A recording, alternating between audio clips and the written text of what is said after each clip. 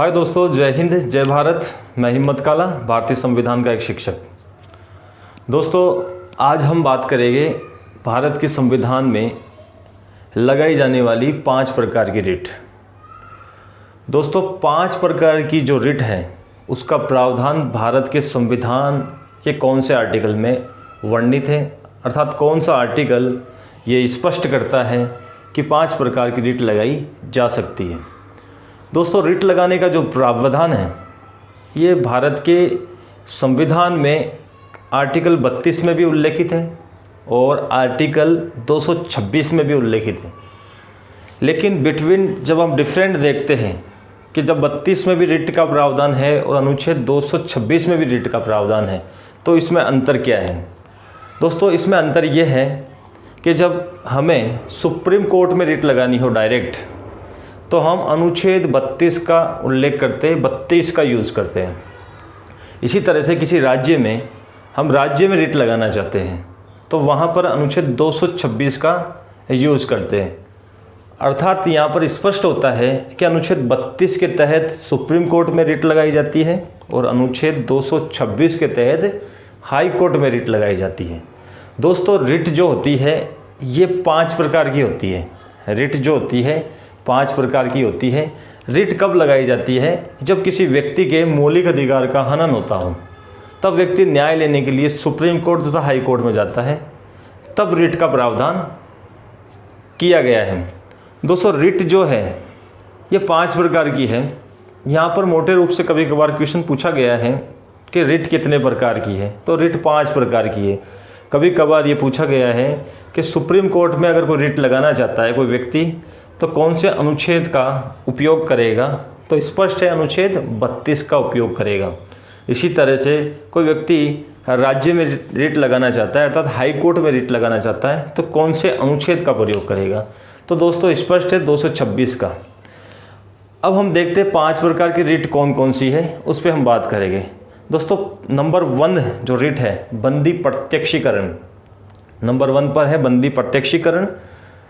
दूसरे नंबर पे हम देखते हैं परमादेश, दूसरे नंबर पे हम देखते हैं परमादेश, और तीसरे नंबर पर देखते हैं प्रतिषेध, और चौथे नंबर पे देखते हैं उत्प्रेषण, और 5वें नंबर पे देखते हैं हम अधिकार परीक्षा। दोस्तों, ये 5 प्रकार की रिट है। इसे हम बोर्ड के माध्यम से समझने की कोशिश करेंगे।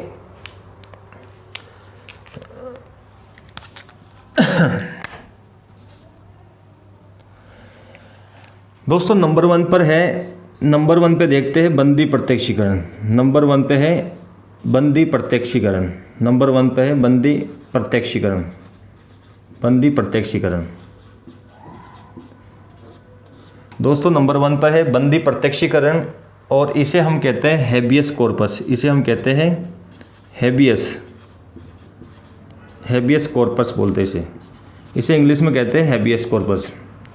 नंबर 1 की जो रिट है वो ये है बंदी प्रत्यक्षीकरण, जिसे हम हेबियस कॉर्पस कहते हैं। दूसरे नंबर की हम बात करते हैं परमादेश।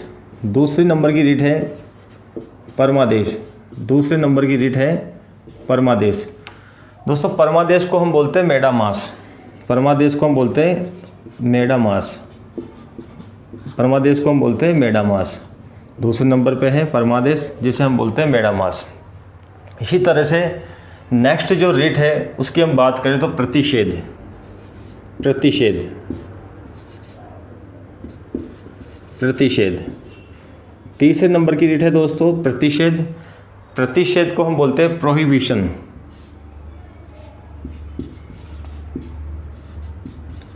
प्रतिषेध को हम बोलते हैं प्रोहिबिशन। दूसरी ये तीसरी प्रकार की रिट है। ये चौथी प्रकार की रिट जो है वो है उत्प्रेषण। चौथी प्रकार की जो रिट है उसे हम बोलते हैं उत्प्रेषण, इंग्लिश में इसे बोलते हैं सर्टेरियो,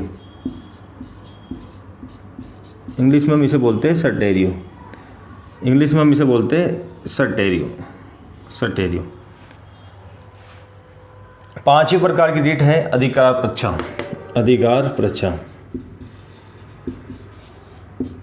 अधिकार परीक्षा, अधिकार परीक्षा। दोस्तों, ये 5वीं प्रकार की रिट है, नंबर 5 पे आता है।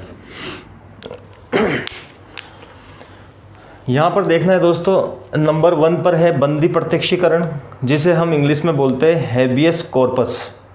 नेक्स्ट हम बात करते हैं नंबर 2 पर परमादेश। परमादेश का मतलब है मेडामस। नेक्स्ट हम बात करते हैं प्रतिषेध, जिसे हम बोलते हैं प्रोहिबिशन। नेक्स्ट हम बात करते हैं उत्प्रेषण, जिसे कहते हैं सर्टेरियो। और नेक्स्ट है 5वें नंबर पे अधिकार प्रच्छा, इसे हम कहते हैं क्यू वारंटो। इसे हम कहते हैं क्यू वारंटो। इसे हम कहते हैं क्यू वारंटो। इसे हम कहते हैं क्यू वारंटो। क्यू वारंटो दोस्तों, ये 5 प्रकार की रीट है। यहाँ पर इनका अर्थ कभी कभार पूछा गया है कि बंदी प्रत्यक्षीकरण का अर्थ क्या है। तो यहाँ पर आपको स्पष्ट होना चाहिए दोस्तों कि बंदी प्रत्यक्षीकरण का अर्थ क्या है। बंदी प्रत्यक्षीकरण का अर्थ है सशरीर, सशरीर या सशरीर उपस्थित होना, या सशरीर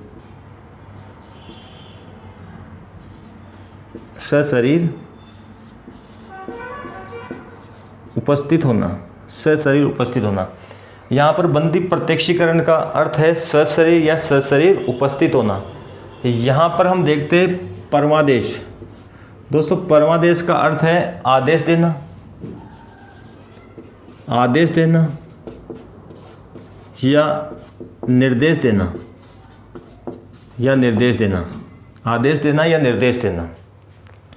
नेक्स्ट हम देखते हैं प्रतिषेध, प्रोहिबिशन। इसका अर्थ निकल के आता है दोस्तों मना करना, मना करना या रोकना। इसका अर्थ निकल के आता है मना करना या रोकना। उत्प्रेषण, सर्टेरियो। उत्प्रेषण का अर्थ होता है सूचना प्रेषण।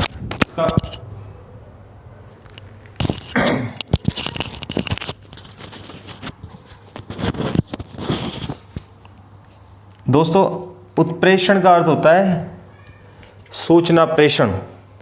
उत्प्रेषण का अर्थ होता है सूचना प्रेषण।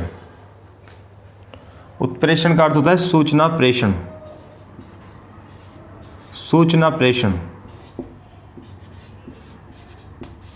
सूचना प्रेषण, सूचना प्रेषण। अधिकार प्रच्छा, क्यू वारंटो। इसका अर्थ निकल के आता है दोस्तों, इसका अर्थ निकल के आता है पूछना। इसका अर्थ निकल के आता है पूछना। यहाँ पर दोस्तों नंबर 1 पर देखा हमने बंदी प्रत्यक्षीकरण, उसका इंग्लिश में अर्थ होता है हेबियस कॉर्पस, और हिंदी में उसका अर्थ निकल जाता है सशरीर या शरीर सहित उपस्थित होना। यहाँ पर हम देखते हैं परमादेश। तो परमादेश में देखते हैं आदेश या निर्देश, इसका अर्थ निकल के आता है। यहाँ पर प्रतिषेध का अर्थ निकल के आता है मना करना या रोकना। यहाँ पर उत्प्रेषण का अर्थ निकल के आता है सूचना प्रेषण, और अधिकार प्रच्छा करता है क्यू वारंटो। दोस्तों, बंदी प्रत्यक्षीकरण क्या है? दोस्तों, बंदी प्रत्यक्षीकरण का मतलब ये है कि अगर किसी व्यक्ति को, अर्थात किसी अभियुक्त को बंदी बनाया गया है, किसी अभियुक्त को अगर बंदी बनाया गया है तो उसे 24 घंटे के भीतर न्यायालय में प्रस्तुत करना अनिवार्य है। बंदी प्रत्यक्षीकरण का मतलब ये है कि किसी व्यक्ति को या किसी अभियुक्त को अगर बंदी बनाया गया है तो उसे 24 घंटे के भीतर न्यायालय में प्रस्तुत करना अनिवार्य है। जब हम देखते हैं 5 प्रकार की रीट को देखते हैं तो सबसे महत्वपूर्ण रीट मानी जाती है बंदी प्रत्यक्षीकरण रीट। बंदी प्रत्यक्षीकरण सबसे महत्वपूर्ण रीट क्यों मानी जाती है? इसका मतलब ये है कि ये व्यक्ति की व्यक्तिगत स्वतंत्रता की रक्षा करती है। यहाँ पर ध्यान देना है दोस्तों, इन 5 रीटों में से कौन सी ऐसी रीट है जो व्यक्ति की स्वतंत्रता की रक्षा करती है, व्यक्ति के व्यक्तिगत स्वतंत्रता की रक्षा करती है? तो रीट है बंदी प्रत्यक्षीकरण। यहाँ पर क्लियर होता है कि 24 घंटे के भीतर न्यायालय में प्रस्तुत करना। ये किस प्रकार की रीट है? तो यह है बंदी प्रत्यक्षीकरण, और 5 प्रकार की रीटों में सबसे महत्वपूर्ण रीट मानी जाती है बंदी प्रत्यक्षीकरण, क्योंकि व्यक्ति के व्यक्तिगत स्वतंत्रता की ये रक्षा करती है। दोस्तों, दूसरे नंबर की रीट की हम बात करते हैं परमादेश। परमादेश का मतलब ये होता है आदेश या निर्देश, अर्थात इसमें क्या होता है, किसी व्यक्ति या किसी अधिकारी को उसके कर्तव्य का निर्वहन करने के लिए कहा जाता है। किसी व्यक्ति या अधिकारी को कर्तव्य का निर्वहन करने के लिए कहा जाता है। अगर कोई व्यक्ति किसी पद पर है तो उसे ये स्पष्ट कहा जाता है कि आप अपने कर्तव्य का क्या करें, निर्वहन करें, अपने कर्तव्यों का क्या करें, निर्वहन करें। तो यहाँ पर ये कर्तव्य का निर्वहन करने की बात करता है।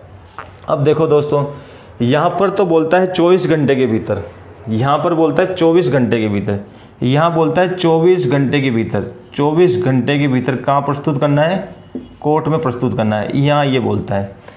जबकि यहाँ बोलता है परामादेश, मतलब ये बोलता है यहाँ पर कि कर्तव्य का निर्वहन करो। यहाँ पर किसका निर्वहन करने की बात चल रही है, कर्तव्य के निर्वहन की बात चल रही है, कर्तव्य के निर्वहन की बात चल रही है। दोस्तों नेक्स्ट हम बात करते हैं प्रतिषेध। यहाँ पर मना अर्थात रोकने की बात है, अर्थात यहाँ पर एक कोर्ट के द्वारा दूसरे कोर्ट को, एक कोर्ट के द्वारा दूसरे कोर्ट को, मतलब एक उच्च लेवल का कोर्ट है तो अधीनस्थ कोर्ट को ये स्पष्ट करता है, मना करता है कि आप वही कार्य करें, आप वही कार्य करें जो आपके क्षेत्राधिकार में आता है। यहाँ पर एक हाई कोर्ट उसके अधीनस्थ कोर्ट को ये स्पष्ट आदेश देता है कि आप वही कार्य करें जो आपके क्षेत्राधिकार में आता है। आपके क्षेत्राधिकार में जो कार्य आता है उसे करना है। तो यहाँ पर क्षेत्राधिकार की बात आ रही है, क्षेत्राधिकार की बात आती है, यहाँ पर आती है दोस्तों क्षेत्राधिकार की बात, यहाँ पर आती है क्षेत्राधिकार की बात। आप वही कार्य करें, एक कोर्ट दूसरे कोर्ट को आदेश देता है कि आप वही कार्य करें जो आपके क्षेत्राधिकार में आता है। नेक्स्ट हम देखते हैं उत्प्रेषण। उत्प्रेषण का मतलब सूचना या प्रेषण। यहाँ पर यह स्पष्ट कहा गया है, यहाँ पर भी एक कोर्ट दूसरे कोर्ट को ये कहता है कि आप जो कार्रवाई आपके कोर्ट में चल रही है, आपके कोर्ट में जो कार्रवाई चल रही है, उस कार्रवाई को रोको आप और उस कार्रवाई को हमारे पास भेजो। अर्थात एक उच्च कोर्ट निम्न कोर्ट को ये बोलता है कि आप जो कार्रवाई आपके कोर्ट में चल रही है उसे रोको और इस फैसले को हमारे पास भेजो। तो यहाँ पर क्या है बोला जाता है, स्पष्ट बोला जाता है कि उत्प्रेषण में सर्टेरियो में स्पष्ट बोला जाता है कि कार्रवाई को रोकने के लिए कहा जाता है और फैसलों को अपने पास मंगाने के लिए कहा जाता है। तो कार्रवाई को क्या है, रोकने के लिए कहा जाता है। तो यहाँ पर कार्रवाई को रोकने के लिए कहा जाता है और जो फैसले हैं उसे अपने पास मंगाता है उच्च कोर्ट, अपने पास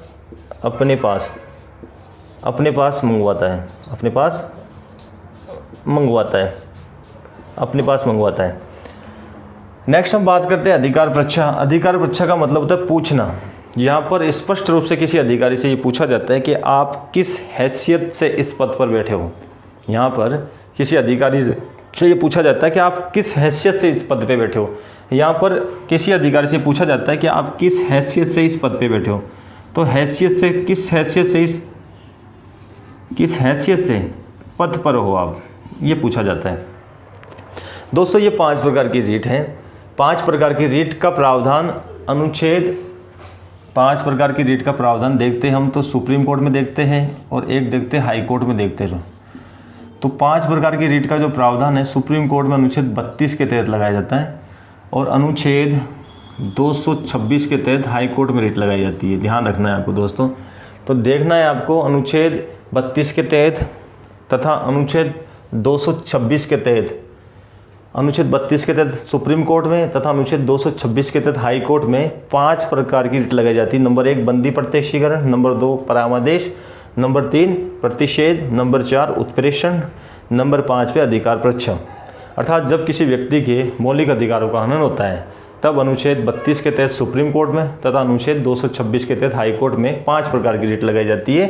5 प्रकार की रीट है बंदी प्रत्यक्षीकरण जिसे हैबियस कॉर्पस बोलते हैं। नेक्स्ट हम देखते हैं प्रतिषेध जिसे प्रोहिबिशन बोलते हैं, उत्प्रेषण जिसे सर्टेरियो बोलते हैं, अधिकार परीक्षा जिसे क्यू वारंट बोलते हैं, परामर्श जिसे मेंडावास बोलते हैं। ये 5 प्रकार की रीट है दोस्तों वीडियो को बार बार देखें ताकि आपको रीट 5 प्रकार की आसानी से समझ आए। जय हिंद, जय भारत।